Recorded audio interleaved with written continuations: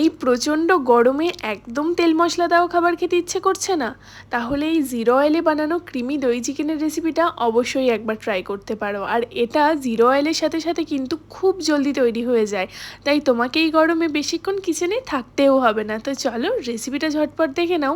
প্রথমেই চিকেনটাকে নুন, আদা রসুন কাঁচা লঙ্কার পেস্ট, চিনি দিয়ে ফেটানো টক দই দিয়ে ম্যারিনেট করে আধ ঘন্টা রেখে দেবো। ততক্ষণে ডুমো করে কেটে রাখা পেঁয়াজ আর বেশ কয়েকটা কাজু ভালোভাবে বয়েল করে নেবো। আর তারপর ঠান্ডা হয়ে গেলে একটা স্মুথ পেস্ট তৈরি করে রেখে দেবো। আর তারপর একটা কড়াইকে ভালোভাবে গরম করে নিয়ে ম্যারিনেট করা চিকেনটা দিয়ে দেবো 1 চামচ মতো গোলমরিচের গুঁড়ো আর হাফ চামচ মতো গরম মশলার গুঁড়ো। তারপর ভালোভাবে নেড়েচেড়ে নিয়ে ঢাকা দিয়ে রেখে দেবো। চিকেনটা থেকে জল ছেড়ে আসলে পেঁয়াজ আর কাজুর পেস্টটা দিয়ে দেবো স্বাদ মতো নুন আর 2টো কাঁচা লঙ্কা। তারপর একটু নেড়েচেড়ে নিয়ে বেশ কিছুক্ষণ চিকেনটাকে ঢেকে রাখবো যতক্ষণ না চিকেনটা সুসিদ্ধ হয়ে যায়। শেষে কিছুটা কাসুরি মেথি আর চিলি ফ্লেক্স দিয়ে নেড়েচেড়ে নামিয়ে দিলেই কিন্তু জিরো অয়েলে দই চিকেন একেবারে রেডি।